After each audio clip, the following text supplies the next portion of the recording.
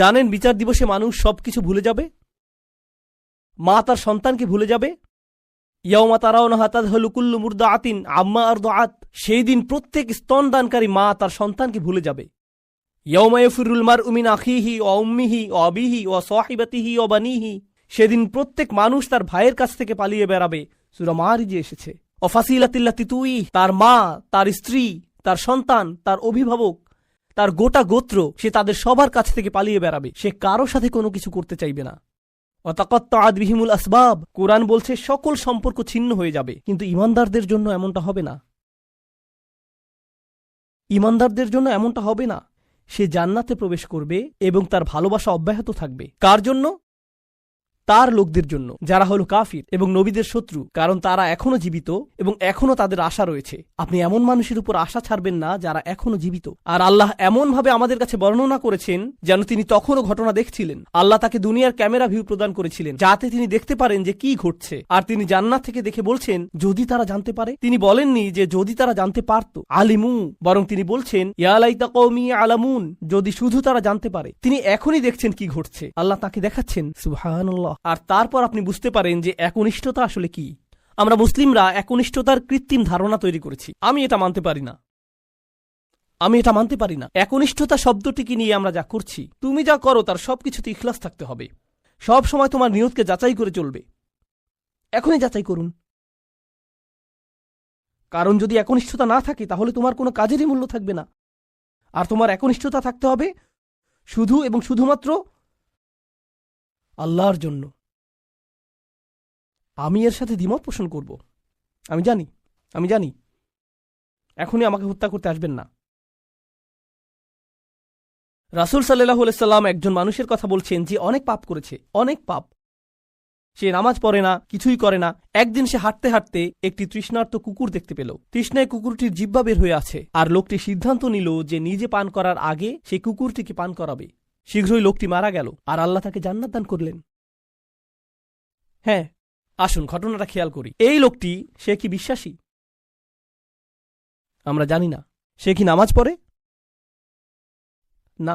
যখন সে কুকুরটিকে পান করাচ্ছিল, সে কি বলেছিল যে দাঁড়াও, আগে নিয়তের ইখলাস এনে নেই, আমি শুধু এটা করছি আপনার জন্য, ইয়া আল্লাহ, কুকুরের এই বের হয়ে থাকা জিহ্বা আমার কাছে মূল্যহীন, আমি শুধু আপনার সন্তুষ্টি কামনা করি, আর তারপর আমি কুকুরটিকে পানি খাওয়াই। তিনি এমনটা করেছিলেন? তিনি শুধুই কুকুরটির জন্য খারাপ বোধ করেছিলেন এবং কুকুরটিকে পানি পান করিয়েছিলেন, তাই না? তো কুকুরটির জন্য তার উদ্বেগের ব্যাপারে তিনি একনিষ্ঠ ছিলেন, তার ইখলাস ছিল, তাই না? এখানে এই ঈমানদারটি তার লোকদেরকে ভালোবাসেন, কিন্তু তিনি কি বলেছেন যে এটা যদি আল্লাহর জন্য না হতো তাহলে আমি আমার লোকদের ঘৃণা করতাম। তিনি এজন্য তাদেরকে ভালোবাসেন কারণ তারা তারই লোক, আর এটাই তার লোকদের জন্য একনিষ্ঠতা। ইবাদতের ক্ষেত্রে আল্লাহর প্রতি আপনার একনিষ্ঠতা থাকতে হবে, আপনার পিতামাতার প্রতি আপনার একনিষ্ঠতা থাকতে হবে, শুধু আল্লাহর জন্য না, বরং এজন্য যে তারা আপনার পিতামাতা। আপনার একনিষ্ঠতা থাকতে হবে অন্য মুসলিমদের জন্য, কারণ তারা আপনার মুসলিম ভাই। আপনার একনিষ্ঠতা থাকতে হবে আপনার প্রতিবেশীর জন্য। আপনার একনিষ্ঠতা থাকতে হবে আপনার কাজের প্রতি, আপনার লেখাপড়ার প্রতি। আপনার একনিষ্ঠতা থাকতে হবে আপনার ব্যবসায়ের অংশীদারের প্রতি। এই সব কিছুই একনিষ্ঠতা। আপনি কৃত্রিমভাবে এটা বানাতে পারবেন না। না, আমি তোমার বন্ধু হতে পারবো না, কারণ এটা আল্লাহর সন্তুষ্টির জন্য না। আমরা শুধু একসাথে বাস্কেটবল খেলবো, আর এটা আখিরাতে আমার কোনো কাজে আসবে না। আমি জানি না কে এই অদ্ভুত কথা আপনাকে শিখিয়েছে। যখন আপনি আপনার নিয়ত যাচাই করছেন বাস্কেটবল খেলায় বল ছোড়ার আগে, কারণ এতে কোনো ইখলাস নেই, এটা এইভাবে কাজ করে না। আমাদের নিয়তের পরিচ্ছন্নতা থাকতে হবে, এটা নিশ্চিত। আমাদের নিয়তকে পুনরায় যাচাই করতে হবে, এটা নিশ্চিত। একনিষ্ঠতার গণ্ডি আল্লাহর প্রতি একনিষ্ঠতার চেয়েও অনেক বেশি। এই একনিষ্ঠতা তার সকল সৃষ্টির প্রতিও প্রযোজ্য। মানুষের প্রতি আপনার নিয়ত পরিচ্ছন্ন থাকতে হবে, কৃত্রিমভাবে নয়। তো এই ছিল তার নিজের লোকদের প্রতি ভালোবাসা, এমনকি জান্নাতে যাওয়ার পরও। এখানে আল্লাহ আসলে বর্ণনা করছেন যে মানুষের প্রতি ভালোবাসা হলো জান্নাতি মানুষের গুণ। আমি আবারও বলছি, নিজের লোকদের প্রতি ভালোবাসা হলো জান্নাতি মানুষের গুণ। তো যখন আপনি এমন মুসলিম দেখেন যারা সবসময় মানুষের প্রতি রাগান্বিত, তারা সবসময় অন্য মুসলিমদের প্রতি রাগান্বিত, তারা নিজেদের পরিবারের প্রতি রাগান্বিত, তারা সবচেয়ে বেশি রাগান্বিত অমুসলিমদের প্রতি, তারা রাগান্বিত এবং রাগান্বিত, এটা জান্নাতি মানুষের গুণ না। ইয়া লাইতা কওমি ইয়ালামুন। এখন তিনি এই বক্তব্যটি দিলেন তার লোকদের প্রতি। আমরা এমনকি তার নামও জানি না, আর তার কথাগুলো কিয়ামত পর্যন্ত পাঠ করা হবে। এখন আপনার এবং আমার কথোপকথনগুলোর কথা ভাবুন। আমরা কথা বলি আইফোন নিয়ে, আমরা কথা বলি গাড়ি নিয়ে, আমরা কথা বলি খেলাধুলা নিয়ে। এই কথাগুলো কোথায় যাবে? এই কথাগুলো কি চিরদিন থেকে যাবে? না। এগুলো কি পৃথিবীতে কোনো কল্যাণ নিয়ে আসবে? না। জানেন এই সম্পর্কে ভাবতে গিয়ে আমি কি উপলব্ধি করছি? আল্লাহর কাছে কথা হলো অমূল্য রত্ন। লোকটি কোনো নবী নন, তবুও তার কথা কোরআনে সংরক্ষিত হয়ে আছে। আল্লাহকে অন্য জিনিসে সংরক্ষিত রাখেন? অকুল্লা শাইইন আহসাইনাহু ফি ইমামিম মুবিন। আল্লাহ বলছেন যে আমি সবকিছুই সংরক্ষণ করে রাখি। তিনি সবকিছুই সংরক্ষণ করে রাখেন। তো কোন জিনিসটি আপনি সংরক্ষণ করে রাখতে চান? ভালো কিছু, কোনো একনিষ্ঠ পরামর্শ? আপনাকে কি ব্যাপক জ্ঞানের অধিকারী হতে হবে ভালো কিছু বলার আগে? এই মানুষটির কি ভালো কথা বলার আগে অনেক অনেক ডিগ্রির প্রয়োজন হয়েছিল? বিষয়টি জটিল নয়, শুধু ভালো মানুষ হন। লক্ষ্য করুন কেমন চমৎকারভাবে কোরআন সন্নিবেশিত। যখন তিনি জান্নাতে গেলেন আর তিনি বললেন যদি আমার লোকেরা জানতে পারে, পরের আয়াতে তিনি বলছেন বিমা গফর আলী রব্বি ও জাআলানী মিনাল মুকরামিন, সেই ক্ষমা যা আমার প্রভু আমাকে প্রদান করেছেন আর আমাকে তাদের অন্তর্ভুক্ত করেছেন যাদেরকে সম্মানিত করা হয়েছে। তিনি জান্নাতের দুটি জিনিসের কথা বলছেন, ক্ষমা এবং সম্মান। সূরার শুরুতে এসেছে ফাবাশশিরহু বিমাগফিরাতিন ওয়া আজরিন কারীম। সূরার শুরুতে আল্লাহ বলছেন কোন এক স্থানের সেই একাকী ঈমানদারদেরকে অভিনন্দন প্রদান করো যে সে পাবে ক্ষমা এবং সম্মানসূচক প্রতিদান। মনে আছে সেটা? ক্ষমা এবং সম্মানসূচক প্রতিদান। এখন সূরার মাঝখানে এই মানুষটি জান্নাতে পৌঁছে গেলেন এবং বললেন ইয়া আল্লাহ, আপনি আমাকে ক্ষমা প্রদান করেছেন এবং সম্মানিতদের অন্তর্ভুক্ত করেছেন। পুনরালোচনা, নিখুঁত পুনরালোচনা। এটাকে বলা হয় কুরআনের ইহকাম ওয়াল কুরআনিল হাকিম। এই আয়াতগুলো নিয়ে শেষে একটি বিষয় আমি আসলেই ভালোবাসি, তা হল যখন তিনি তার লোকদের সাথে কথা বলছিলেন তিনি বললেন ইন্নী আমানতু বিরব্বিকুম, আমি ঈমান এনেছি তোমাদের প্রভুর প্রতি, আমি ঈমান এনেছি তোমাদের প্রভুর প্রতি। কিন্তু যখন তিনি জান্নাতে প্রবেশ করলেন তিনি বললেন বিমা গফর লি রব্বি, আমার প্রভু। একই মানুষের কথা। এখন তিনি বলছেন আমার প্রভু। যখন তিনি জান্নাত দেখলেন, যখন তিনি জান্নাতে প্রবেশ করলেন, যখন তিনি ক্ষমা লাভ করলেন, যখন তিনি আল্লাহ প্রদত্ত সম্মানের অধিকারী হলেন। প্রসঙ্গক্রমে কারো দ্বারা সম্মানিত হওয়ার অর্থ কি? কিভাবে আপনি কারো দ্বারা সম্মানিত হতে পারেন বলতে পারেন আমাকে? স্বীকৃতি পাওয়া।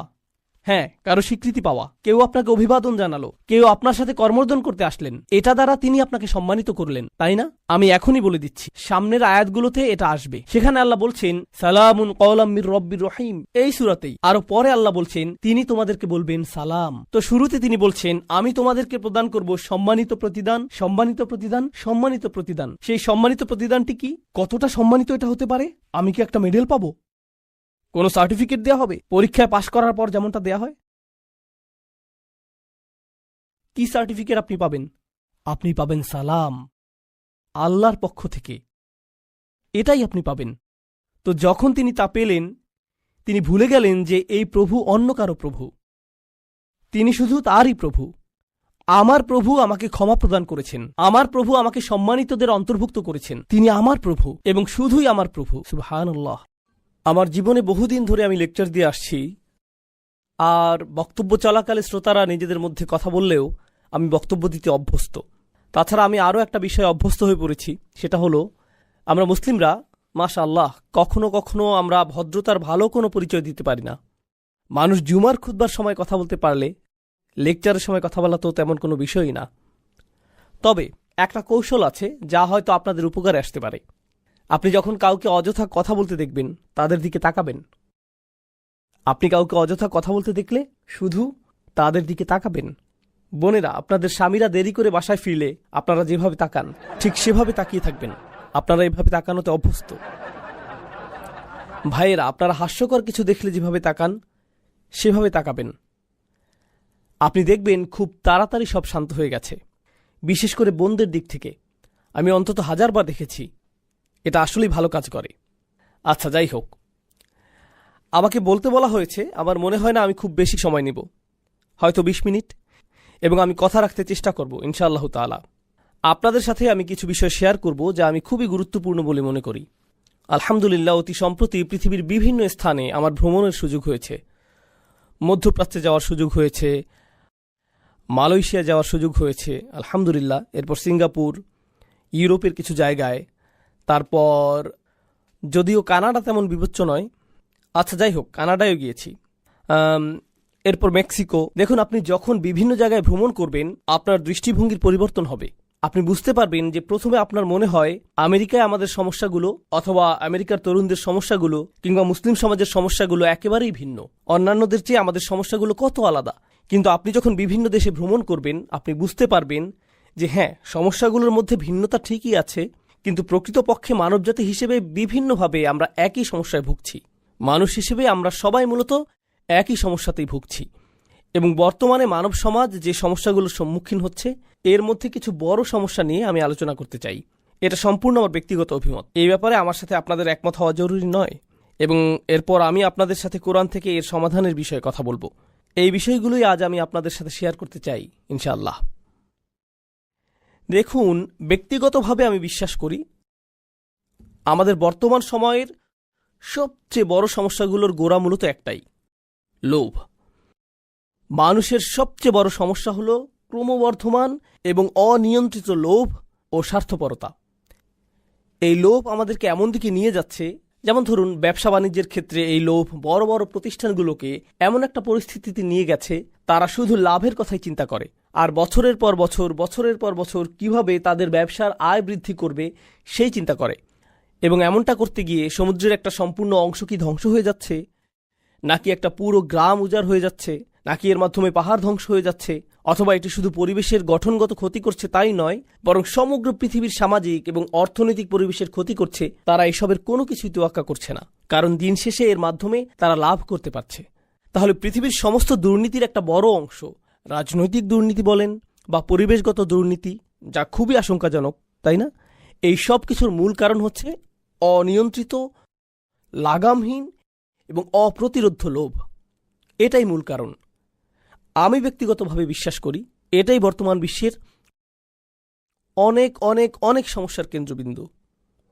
আপনি যদি লোভ সম্পর্কে কোরআন থেকে গবেষণা করেন আপনি দেখবেন আল্লাহ আযজা জাল্লা বেশ স্পষ্ট ভঙ্গিতে এর বর্ণনা দিয়েছেন। তিনি বলছেন, অমাইয়ুকা শুহ্হা নাফসিহি ফাউলাইকা হুমুল মুফলিহুন। আয়াতটির ভাষা খুবই ইন্টারেস্টিং। আল্লাহ বলছেন যাদেরকে তাদের অন্তরে বিদ্যমান লোভ থেকে রক্ষা করা হয়েছে। অন্যভাবে বলতে গেলে আল্লাহ এই সত্যের ঘোষণা দিচ্ছেন যে প্রত্যেক মানুষের মধ্যে কি আছে? লোভ আছে। আমরা সবাই লোভী। বিষয়টা এমন না যে কিছু মানুষ লোভী আর কিছু মানুষ লোভী নয়। প্রকৃতপক্ষে আমরা সবাই লোভী। এবং এরপর আল্লাহ বলছেন অমাইয়ুকা, যা প্যাসিভ ফর্ম। এর মাধ্যমে বলা হচ্ছে যে ব্যক্তিকে এই লোভ থেকে রক্ষা করা হয়েছে, অর্থাৎ আমার অন্তরের ভিতরে এমন কিছু একটা আছে এবং আমি নিজে আমাকে এর থেকে সুরক্ষিত রাখতে পারি না। ইয়ানি লাম ইয়াকুল অমাইয়াত্তাকি শুহ্হা নাফসিহি, যে ব্যক্তি তার অন্তরের লোভ বা সংকীর্ণতা থেকে নিজেকে রক্ষা করতে পারবে। আমি যদি বলি, মনোযোগ দিয়ে শুনুন, আমি যদি বলি আমি আমাকে রক্ষা করতে সক্ষম, এখানে রক্ষা করার কাজটি কে করছে? আমি নিজে। আমি নিজে কাকে রক্ষা করছি? আমার নিজেকে। কিন্তু আমি যদি বলি আমাকে রক্ষা করা হয়েছে, এই ধরনের বাক্যে রক্ষা করার কাজটা কে করছে? অন্য কোনো ব্যক্তি, এমন কেউ যার কথা উল্লেখ করা হয়নি। এই আয়াতে আল্লাহ বলছেন তোমাদেরকে অবশ্যই বাইরে থেকে নিরাপত্তা দিতে হবে, বাইরের কাউকেই আসতে হবে যে তোমাদেরকে তোমাদের মনের গভীরে থাকা লোভ থেকে রক্ষা করবে, এবং তোমাদের কাছ থেকে লোভ, সংকীর্ণতা কখনো আলাদা করা যায় না।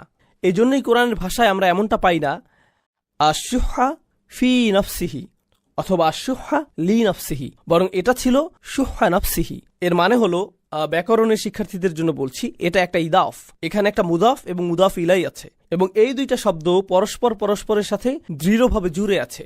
আপনি একটা মুদাফকে মুদাফ ইলাই থেকে আলাদা করতে পারবেন না। আল্লাহ বলছেন মানুষ কখনোই তাদের নিজেদেরকে লোভ থেকে পৃথক করতে পারবে না। এমন কোনো একটা দিন আসবে না যেদিন আপনার ঈমান এতটাই সুউচ্চ থাকবে এবং আপনি আর কোনো লোভ অনুভব করবেন না। এমনটা কখনোই হবে না। প্রত্যেকটা দিন আমাকে আপনাকে লোভের বিপরীতে নিজেদেরকে আত্মরক্ষা করে যেতে হবে। এটা একটা সার্বক্ষণিক সংগ্রাম। আমি শুরু করেছিলাম বড় বড় প্রতিষ্ঠানের কথা, পৃথিবী দূষণ এবং ধ্বংসের কথা বলে। এখন আসুন বিষয়টাকে আমরা আমাদের ঘরের কাছাকাছি নিয়ে যাই। প্রতিটি মাই লোভী, প্রতিটি বাবাই লোভী, প্রতিটি ছেলে সন্তান লোভী, প্রতিটা কন্যা সন্তান লোভী। একটা বাচ্চা বলে, তুমি গত সপ্তাহে আমাকে একটা খেলনা কিনে দিয়েছ, আমি এখন আরেকটা চাই। জানেন, আমার ছেলে একটা সৈনিক কিনতে চেয়েছে, আমাকে বলেছে নিনজা টার্টেলের নতুন একটা সৈনিক কিনে দিতে। ঠিক আছে, কারণ তারা তাদের পুরাতন সৈন্যগুলো পরিবর্তন করেছে। এখনকারগুলো আরও বিদঘুটে।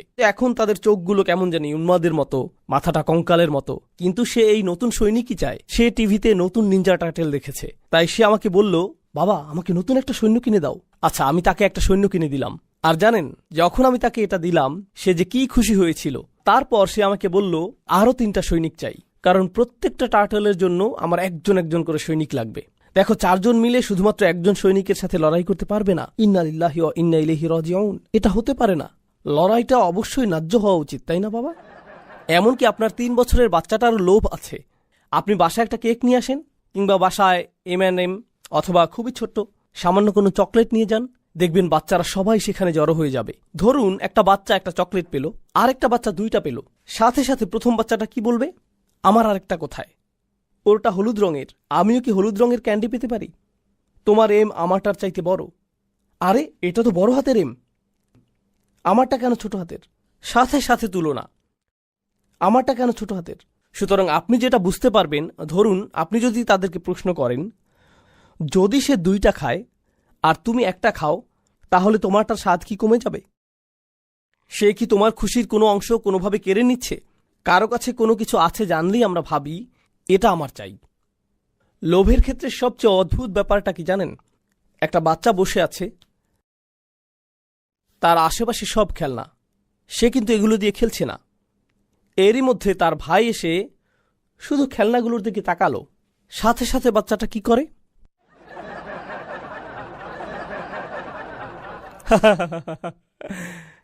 সাথে সাথে সাথে সাথে আপনি অন্যের সামনে নিজেরটা দখলই নিতে চান, আর যখন সামনে কেউ থাকে না, আপনি আপনার জিনিসকে অত পাত্তাই দেন না। জানেন এ থেকে আমরা কি শিক্ষা পাই? আমরা বুঝতে পারি যে আমাদের বেশিরভাগ লোভ মূলত আমাদের পারিপার্শ্বিকতার প্রভাবে হয়। ফলে আপনি যখন একাকী থাকেন, দেখবেন আপনি কিছুই চাইবেন না। মাঝে মাঝে আপনি খুব করে চাইবেন শুধু একটু একা বসে থাকতে আর আকাশের দিকে তাকিয়ে থাকতে, অথবা সমুদ্রের কোনো তীরে বসে শুধু পানির দিকে তাকিয়ে থাকতে চাইবেন। আপনি অন্য কিছু চান না, আপনি সেখানে ভালো থাকেন, সন্তুষ্ট থাকেন। কিন্তু আপনি যখন লোকালয়ে বের হন আর খুব সুন্দর একটা গাড়ি দেখেন, যখন অনেক সুন্দর কোনো এলাকা দেখেন, বড় কোনো বাড়ি দেখেন, যখন আপনি অন্য কোনো শহরে ভ্রমণ করেন যেখানকার আবহাওয়া ডালাসের চাইতে অনেক অনেক ভালো এবং যেটা পাওয়া খুব একটা কঠিন কাজও না, তখন সাথে সাথে আপনার কেমন লাগে? ও, আমার এটা চাই, এটা চাই আমার। এই লোভ শুধুমাত্র পৃথিবীকেই কলুষিত করে না, বরং পরিবারগুলোকেও কলুষিত করে। এটা পরিবারগুলোকে কলুষিত করে, সমাজকে দূষিত করে। তাছাড়া লোভ শুধুমাত্র টাকা পয়সার সাথে সম্পৃক্ত নয়। লোভ হলো জীবনের সব কিছুতে আপনার পাওনা অংশের চেয়ে বেশি কিছু চাওয়া। আপনি যদি ভাইস প্রেসিডেন্ট হন, আপনি প্রেসিডেন্ট হতে চান। আপনি সহকারী শিক্ষক হলে অধ্যক্ষ হতে চান। আপনি অধ্যক্ষ হয়ে থাকলে আরও বড় প্রতিষ্ঠানের অধ্যক্ষ হতে চান। আপনি যদি কোথাও তত্ত্বাবধায়ক হয়ে থাকেন এবং সেখানে যদি আরও কোনো তত্ত্বাবধায়ক থাকে, আপনি চান প্রধান তত্ত্বাবধায়ক হতে, ঠিক না? আপনি যদি এমএসএতে সেক্রেটারি পদে থাকেন, আপনি সভাপতি হতে চাইবেন। সবাই উপরে উঠতে চায়। আপনি যদি কোনো প্রতিষ্ঠানের একেবারে প্রাথমিক স্তরে কাজ পেয়ে থাকেন, খুব শীঘ্রই আপনি ম্যানেজার হতে চান। আপনি নিজের জন্যই এমনটা করতে চান। আপনি নিজেকে উপরে ওঠার জন্য ঠেলতেই থাকেন, এক অবস্থানে তৃপ্ত থাকেন না। আপনি দেখবেন পৃথিবীর অনেক ধনী মানুষেরা মূলত পৃথিবীতে সবচেয়ে দুর্ভোগের জীবনযাপন করে। যারা কোটি কোটি টাকা আয় করেছে, যারা পাগলের মতো টাকা আয় করেছে, এই ধরনের মানুষদের মধ্যে বেশিরভাগেরই জীবন বলতে কিছু থাকে না। তাদের কোনো জীবন থাকে না, পরিবার থাকে না, তাদের ছুটি বলতে কিছু থাকে না। তারা ছুটি নিতে চান না, তারা শুধু উপরে উঠতে চান। তারা মনে করেন তারা ছুটিতে গেলে তাদের ছুটে চলার এই যন্ত্রের গতি কমে যাবে, তাদের কাজে দ্রুত ফিরে আসতে হয়। এবং তারা যদি ছুটিতে গিয়েও থাকেন, সেখানে বসেও ইমেইলের উত্তর দেওয়ায় ব্যস্ত থাকেন। তাদের মস্তিষ্ক কখনো বিরতি নেয় না। লোভ আপনার সাথে এমনটাই করে থাকে, আপনাকে একটা দুর্ভোগের জীবন উপহার দিতে পারে। যেভাবে লোভের ফলে পৃথিবী দুর্ভোগের শিকার হচ্ছে, প্রত্যেকটা মানুষও এভাবে ভুগছে, এর ফল ভুগছে, দুর্ভোগে ভুগছে। তরুণ প্রজন্মের কিসের লোভ হয় বলুন তো? তরুণদের একটা চাহিদা হলো, দেখুন একটা সময় আমরা সবাই তরুণ ছিলাম, সেই সময়টা কোনো যুগেই পরিবর্তন হয় না। আমি বুঝি না এখন কিসের চল চলছে, আমি জানি না এগুলো, কারণ এখন আমার বয়স হয়েছে, আমি বুঝি না এসব। আমাদের মুরব্বীরাও কিন্তু আমাদেরকে বুঝেন না, তাহলে তারা কিভাবে এখনকার কিশোর আর তরুণদের বুঝবেন? তারা বুঝতে পারবেন না। আজ থেকে 15 বছর পর আপনিও ভবিষ্যতের তরুণদের বুঝতে পারবেন, এমনটা হবে না। তখন আপনার সময় পার হয়ে যাবে। কিন্তু সব যুগের তরুণদের মধ্যেই একটা জিনিস অপরিবর্তিত থাকে, আপনি লেটেস্ট জিনিসের সাথে সমান গতিতে চলতে চান। হতে পারে এটা কোনো গ্যাজেট, অথবা কোনো অ্যাপ, নতুন কোনো ডিজাইনের কাপড় হতে পারে, অথবা কোনো পরিভাষা, অথবা ধরুন নতুন কোনো সামাজিক চর্চাও হতে পারে। সেটা যাই হোক না কেন, আপনি একেবারে অত্যাধুনিকটাই চান। নতুন কিছু আসলেই আপনি সেটা চান। নতুন জিনিস মানেই ভালো হবে। আপনি সবার আগে বলতে চান, এই তুমি এটা সম্পর্কে শুনেছ? কারণ তারা যদি না শুনে থাকে, অন্য সবার আগে আপনি বিষয়টা সম্পর্কে তাদেরকে অবহিত করেছেন। আপনি সাথে সাথে এটার উপর হুমড়ি খেয়ে পড়েন। এর মাধ্যমে যা বোঝা যায় তা হলো তরুণরা এই জগতের সবচেয়ে অস্থির প্রকৃতির মানুষ, এবং এটা সব প্রজন্মের তরুণদের ক্ষেত্রেই প্রযোজ্য। তরুণরা মুহূর্তের মধ্যে একটা থেকে অন্য একটা, তারপর আরেকটা, এরপর আরও একটা জিনিসের দিকে ঝুঁকে পড়ে। তরুণদের কাছে যে জিনিসটা একসময় দারুণ ছিল, চমৎকার ছিল, খুবই সুন্দর ছিল বা যেমনই ছিল, কয়েক সপ্তাহ পর একই জিনিসটা অর্থহীন, পচা, নগণ্য এবং বলার মতো নয় এমন হয়ে যায়। তারা খুব সহসাই বন্ধু পাল্টায়, একজন থেকে আরেকজন, তারপর আরেকজন, এবং এটাই হয়ে থাকে। এভাবে যখন যে জিনিসের চল থাকে, হ্যাঁ, এটা বোঝানোর সবচেয়ে সহজ উদাহরণ হলো, যেমন ধরুন ফোনের নতুন ভার্সন।